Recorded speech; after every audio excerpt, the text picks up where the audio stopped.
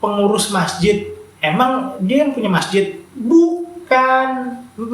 Mereka ini cuma yang ngurus doang, yang membantu pengelolaan, membantu perawatan dari apa yang mereka kelola, wilayah yang mereka kelola ini. Bukan pemilik, bukan penguasa. Halo, kenalin gue Amir dan selamat datang di seri Dengerin Dulu Aja, dimana gue akan bercerita tentang segala macam keresahan gue dan lo cukup untuk dengerin dulu aja. Kalau nanti apa yang gue ceritakan itu relate buat lo, ya syukur alhamdulillah. Tapi kalau enggak juga bukan sebuah masalah gitu, karena tiap orang kan punya cerita, punya cara pandang, punya pemikirannya masing-masing, ya kan? Jadi langsung aja. Kali ini gue akan membawakan sebuah keresahan gue gitu kan, terkait dengan logical fallacy terhadap para pejabat publik di Indonesia gitu. Jadi apa itu logical fallacy? Nah, logical fallacy itu senangkep gue itu serupa dengan salah kaprah, yang mana pada intinya adalah tentang kesalahan berpikir atau cacat pikir, cacat logika dalam memandang suatu urusan gitu. Jadi kayak seakan-akan memandang yang ini tuh harusnya benar tapi malah salah gitu, ataupun sesuatu yang salah tapi malah jadi benar gitu. Kayak gitu. Jadi ada semacam bias di sana. Nah, yang pertama itu adalah logical fallacy di masyarakat yang menganggap bahwa para pejabat publik itu adalah orang kaya dan harus kaya. Nah, banyak lah ya orang di sekitar kita yang menganggap kalau yang namanya pejabat publik itu adalah orang kaya gitu, dan mereka bahkan sampai membuat sebuah atau semacam standar sendiri gitu yang menunjukkan batas minimal kekayaan dari para pejabat publik ini untuk bisa dikatakan sebagai pejabat publik yang berhasil. Sebagai contoh, banyak orang di sekitar gue, di lingkungan gue, tetangga-tetangga gue, masyarakat di sekitar gue, itu yang kalau sudah berbicara tentang pejabat publik di tingkat desa dulu nih, tingkat desa sampai tingkat kabupaten lah ya, sampai tingkat kecamatan, sampai tingkat kecamatan, itu tuh minimal itu tuh punya mobil. Nah, sementara kan untuk gaji tunjangan para pejabat tingkat desa dan tingkat kecamatan itu kan seharusnya nggak setinggi itu gitu kan. Tapi masyarakat punya standar sendiri nih untuk mereka punya mobil, punya rumah. Terus nanti naik dikit nih tingkat kabupaten kota, itu para pejabat publiknya harus at least gitu kan punya supir pribadi gitu kan. Itu tuh minimal banget. Terus punya tas-tas branded, punya baju-baju branded luar negeri gitu kan, yang kayak begitu-begitulah. Terus naik lagi nih tingkat provinsi gitu, mobilnya lebih bagusan lagi gitu kan, kayak Fortuner, terus Pajero, terus punya supir pribadi, bukan supir kantor doang, jadi bisa ada supir kantor, ada supir pribadi, terus ada supir keluarga juga. Terus setelah itu punya punya vendor untuk habis itu punya lampu gantung pula gitu kan di rumahnya gitu, yang mana kalau mau punya lampu gantung yang segede gaban gitu kan di ruang tamu, ya berarti kan rumahnya harus harus besar, tinggi, megah gitu kan, kayak gitu. Terus naik lagi tingkat nasional. Tingkat nasional apalagi ya, minimal punya perusahaan sendiri, entah itu perusahaan firma hukum atau perusahaan apapun lah itu gitu. Terus rumahnya punya bukan cuma satu gitu kan, punya beberapa dan itu mewah, megah semua gitu.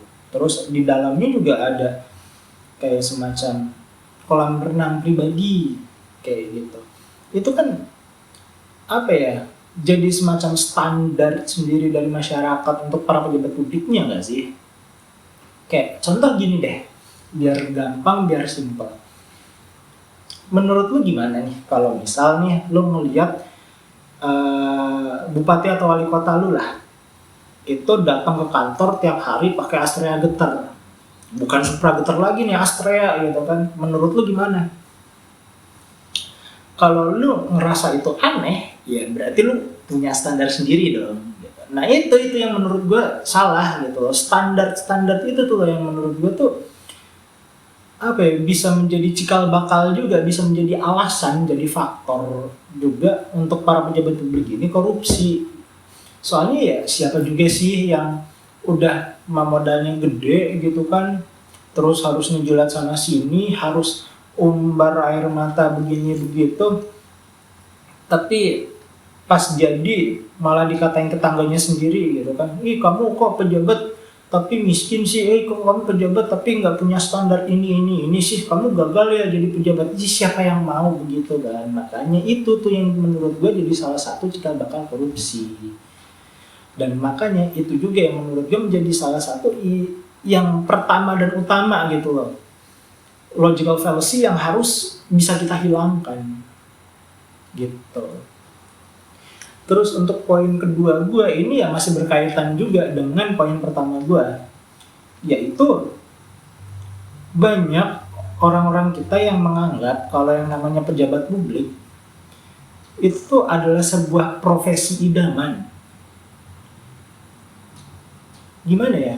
Soalnya setahu gue nih ya, senangkap gue, yang namanya pejabat publik itu bukanlah profesi.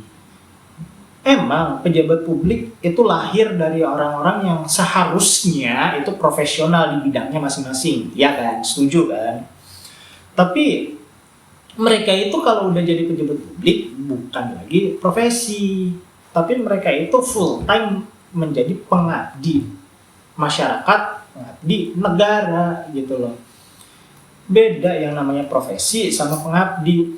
Kalau profesi itu money oriented gitu kan, tujuannya itu ya adalah untuk memperkaya diri. Ya meskipun ada beberapa lah ya profesi yang memang disambi untuk money oriented juga untuk sebuah pengabdian juga gitu kan. Tapi fokus utamanya itu ya ini gitu loh, money orientednya ini dengan segala macam keahliannya.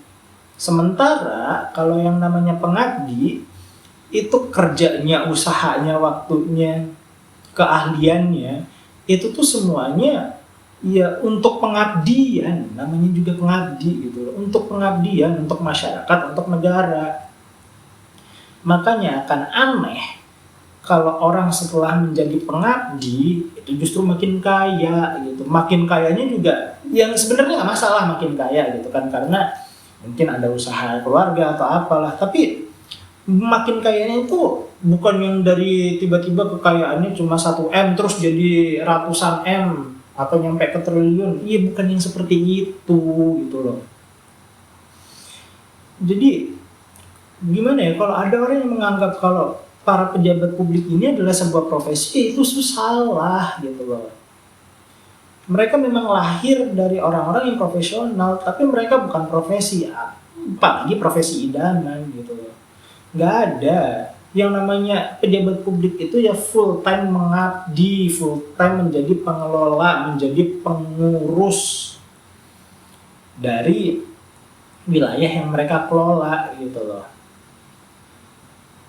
Nah ini juga yang akan menjadi poin ketiga gua, yaitu yang namanya pengabdi ini nih, para pejabat publik itu tuh bukan penguasa, bukan pemilik dari wilayah yang mereka kelola, bukan.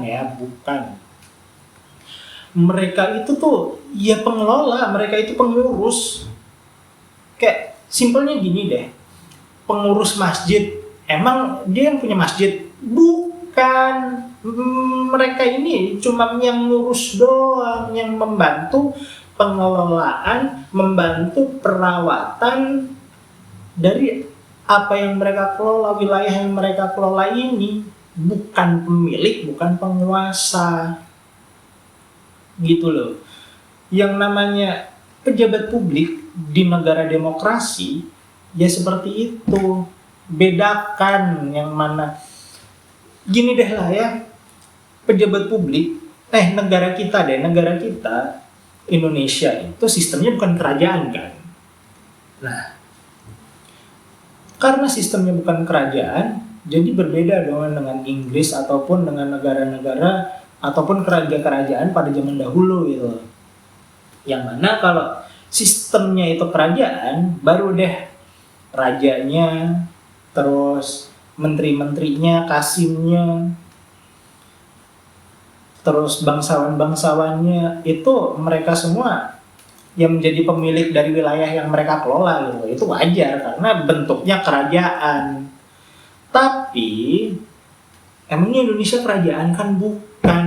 Indonesia itu bukan kerajaan. Indonesia itu republik presidensial dengan sistem negaranya ya demokrasi. Gitu loh. Tolong dibedakan. Jadi kalau ada namanya pejabat publik yang petentang gitu kan, toet-toet, totot-tetot gitu kan, iya, sadar dirilah. Para pejabat publik ini tuh bukan penguasa, bukan pemilik. Derajatnya tuh sama kayak rakyat biasa. Cuma ya gimana ya, karena mereka punya tanggung jawab yang lebih gitu kan, sebagai pengelola, sebagai pengurus, tentunya mereka juga punya hak lebih yang berupa tunjangan. Tapi tolong mawas diri gitu loh. Kalau yang namanya pejabat publik itu ya sejatinya adalah pengabdi, sejatinya bukan penguasa, bukan pemilik. Dan menurut gue ini tuh perlu diluruskan gitu loh, tentang 3 poin ini tadi yang benar-benar krusial banget gitu menurut gue. Soalnya gimana ya, pandangan ini 3 ini itu tuh kan kayaknya udah dari zaman jeblok, zaman entah itu dari zaman penjajahan atau apa, udah kayak gitu kan cara pandangnya. Jadi ya menurut gue memang harus diubah sekarang, kalau enggak ya mau sampai kapan gitu loh. Apalagi tentang poin keempat gue nih, yang menurut gue sekarang memang sedang terjadi, yaitu para pejabat publik itu tuh sebenarnya adalah seorang inisiator, pembuka jalan, adalah orang yang merancang. Jadi sangat amat salah kalau ada orang yang mengira atau ada orang yang bilang kalau yang namanya pejabat negara, pejabat publik itu adalah agen perubahan bangsa. Menurut gue itu salah gitu. Yang namanya agen perubahan bangsa ya sejatinya ada di rakyat itu sendiri. Inisiatornya oke lah para pejabat publik, dan jangan kebalik gitu loh. Jangan masyarakat yang inisiasi gitu kan, masyarakat yang gedor gitu kan, aksi baru akhirnya direspon sama para pejabat publiknya. Yang harus menjadi inisiator, jadi fasilitator, itu tuh ya para pejabat publik ini. Yang harusnya mikirin kebijakan itu tuh ya para pejabat publik ini gitu loh. Kalau sampai ada tuntutan dari masyarakat secara luas dan tuntutannya itu bersifat sistemik loh, ya menurut gue para pejabat publik ini ya sudah gagal gitu loh. Apalagi kalau udah dikasih tuntutan terus ada yang bilang nggak mau repot, nggak mau capek, nggak mau ribet. Nah, kalian itu pengabdi, para pejabat publik itu pengabdi, ya harus mau mengabdikan dirinya untuk masalah-masalah seperti ini. Bukan malah repot, capek, ribet. Kalau misal ngerasa ribet, ngerasa repot, ngerasa nggak mampu, ya sudah, mundur. Biarkan orang-orang yang lain yang lebih berkompeten, yang punya kompetensi yang tinggi yang lainnya, yang profesional di bidangnya, yang memahami secara menyeluruh apa yang harusnya dilakukan oleh negara ini, biarkan mereka-mereka ini yang menjadi pejabat publik. Bukan orang-orang yang seperti sekarang ini terjadi gitu loh. Yang mana gue benar-benar berharap gitu kan, ya kedepannya kita bisalah untuk sama-sama lebih bisa sebelum membuat sebuah solusi itu tuh kita petakan dulu gitu kan, kita olah, kita identifikasi dulu masalahnya seperti apa aja yang harus dibenahi gitu. Kayak logical fallacy ini tadi ada 4 poin dari gua. Yuk kita benahi. Bukan cuma masyarakat, pemerintah harusnya yang membenahi ini gitu loh. Nanti dibantu oleh masyarakat sebagai agen perubahan. Jadi ya udah sampai situ aja untuk kesempatan kali ini. Sekian dari gua. Ciao.